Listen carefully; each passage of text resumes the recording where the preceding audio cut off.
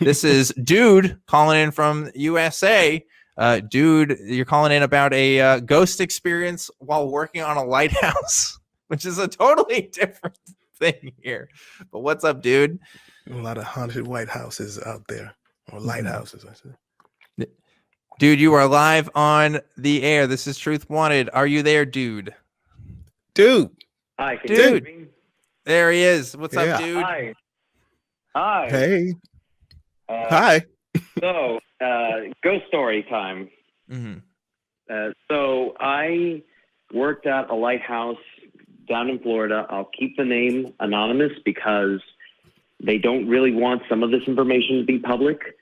Okay. But so the lighthouse itself is on its own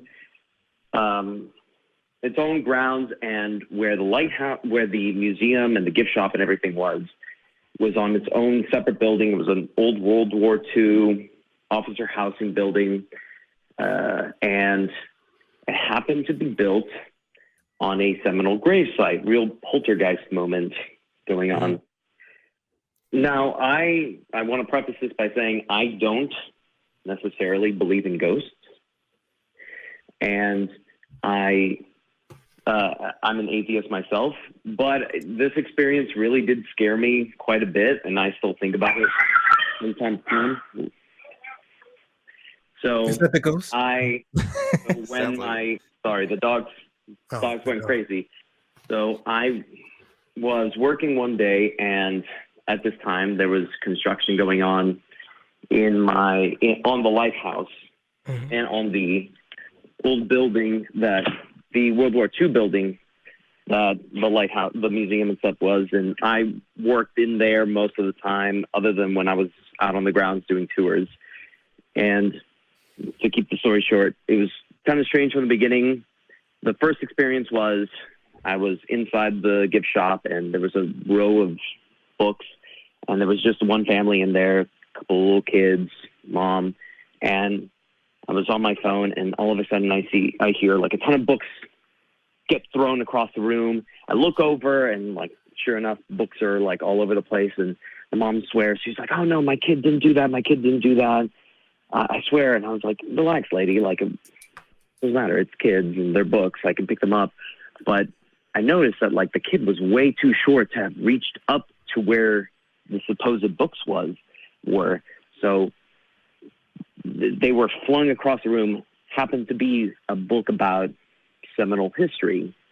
Later in the day, I also heard I was alone in the gift shop, and in the bathroom, like I suddenly hear like the toilet seat slam down. I didn't think too much about that, but what was really scary was when I had to shut down the museum. And the museum was over on the side of the museum, the building where everyone who has ever had a ghostly experience has always experienced it on the west side of the building, which is where like the remains lay. So I clear out the one side. I start shutting down the lights, take out the trash from the bathroom, and then I go to the other side. And there is no windows, and I stupidly turn off all the lights before I take out the trash. And the only light coming into the room was a door that I had left open where the one window was. And so I'm shaking out the trash and getting it together, and all of a sudden I hear and like just a slam door shut behind me, and I'm terrified. I'm still looking downwards at the trash, and I'm like, this is bad, isn't it? And I look up, and it's just pure darkness, petrified. And I'm like, oh man, it's never happened before. So I grab the trash. I'm like, as long as I don't look up and I walk in a straight line, I'll make it to the door. And I don't have to see any scary, like, exorcist girl faces pop up in the darkness. So I bolt to the door, I open it, close it behind me. I go to my manager, and I said, I am never closing up the museum again. You can get one of the volunteers to do it. I don't care. I'm not going back in there. She said, okay, that's fine. I never shut the museum down again. It happened again, later, when I was also kind of after hours in there, it also slammed shut, but I was smart enough to leave the lights on, so it didn't scare me as bad. So is this my ghostly experience? So this lighthouse was built on Native American burial grounds, and now we're saying that there's we're going to that trope, and that the haunting is being done by that. Is that okay?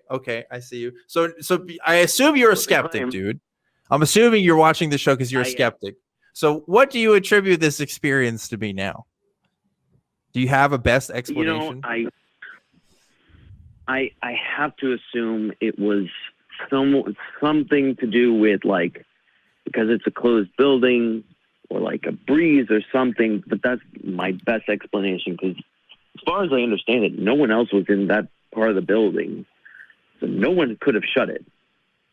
If someone was upstairs and they may have done something to where, like, the air pressure changed, or maybe a breeze came in from a leaky window or something and slammed the doors shut. That's what I thought. I mean, when you were talking about the windows and the doors, I immediately thought a change in air pressure. A window's open, a door closes, or a door opens, the window closes, depending on what the pressure differential is there. I mean, you're at a lighthouse. You're somewhere at the edge of a landmass where there's wind from the ocean, right?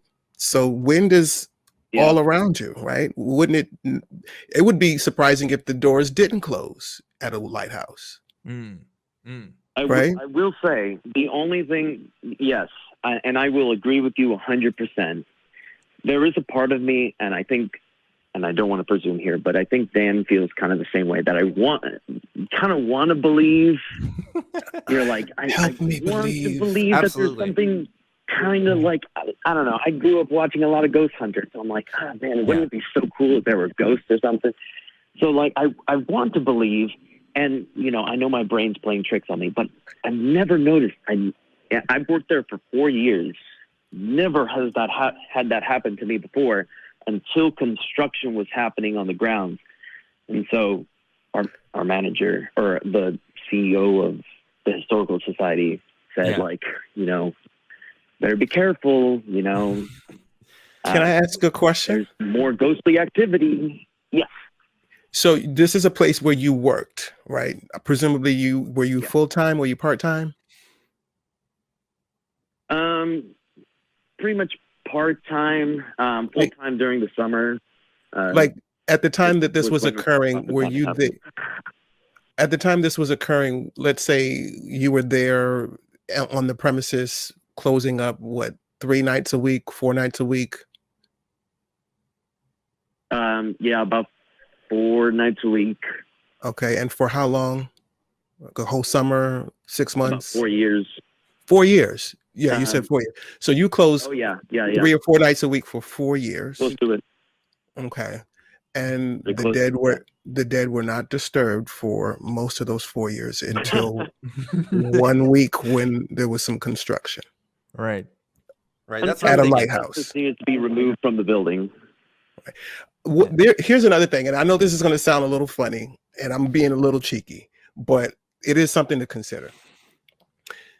Let's say there was a disturbance with the Seminole grounds, the ancestral grounds of the Seminoles in Florida, and the construction created this spiritual sort of melee that started opening and closing doors. Maybe those Seminoles needed to be honored. Perhaps even in calling here today, you could have acknowledged the Seminoles by saying, not that you're Dan, dude from USA, but you could have said you're dude from the Seminole country or the Seminole lands of Florida. You could have honored them. And you could have perhaps appeased them and given them what they wanted as an offering just by mentioning their name, invoking their name. Now, I know it's cheeky, right? But think about it. Given what you've just proposed, if there is a disturbance, if there is something or someone that's upset with you, perhaps you could test it out and see, is this real? Like, maybe if I offer something to them, maybe that will calm down. So next time you call into a show with this story, try and acknowledge them and speak the name, right? Invoke their name and see if that creates some difference on the site, on the property. Interesting. That's interesting. That's a different angle than I was thinking about this, bro. That's great. When I hear a story like this reminds me of there was a haunted house story that somebody was telling me about, and they said, oh, well, there was a story that happened to this place where this person murdered all these people in this room, and it was great. And from the very get-go, I thought it was BS. And somebody emailed me later saying, yeah, I confirmed actually that all of this was completely made up by the staff there and stuff. And like, if you ever go to New Orleans, okay, I got a lot of family from New Orleans who, if you ever go pretty much any downtown street in that city, there are bullshit artists everywhere trying to convince you that every single goddamn building in that city is haunted. Because they want you to come in. Exactly. So like, I think like that mentality like gets you thinking, like gets your brain into overdrive of like, well, what is this is connected to this? And I think I saw that curtain move. That's probably an antebellum dress, you know, from you know, from some housemaid or something from the Civil War. Like, I don't know. Like it gets you primed for that stuff. So I can totally see how you working at that place probably gets you primed to think of seeing stuff in weird and unorthodox ways. And I can imagine too, like if you're there at night and you're working and it's just you locking up, you know, you can kind of get tweaked out from a lot of stuff. I used to work at a gym, you know, and, you know, I was kind of like part-time manager at the night shift and all that. And I used to lock up all the time by myself and hear things. It sounds like weights falling in the back and stuff like that. Yeah. But it's just their brains probably, right? That's gotta be the best explanation. I'm sure it is. Yeah, for sure it is. But somebody out there, dude, somebody out there doesn't think that. They're not like you, and they're putting some other experiences together, and then at the end of the day, they're convinced that, well, there's Native American burial grounds being, you know, haunted. There are people that still work there that believe that was a true ghost experience. I have my hesitations. I'm not entirely sure. I don't think it was because I don't believe in ghosts, but it is a fun story to tell, and it's Well, dude, I appreciate you telling the story. Thanks for calling in to the show. It was a nice, fun tale there. A lot of people like to call in for their ghost stories and stuff, and it's always just like, I don't know. It could be anything. Honor those Seminoles. They have a story, and at least test it out and see if that quells the midnight stirrings at the Lighthouse. Absolutely.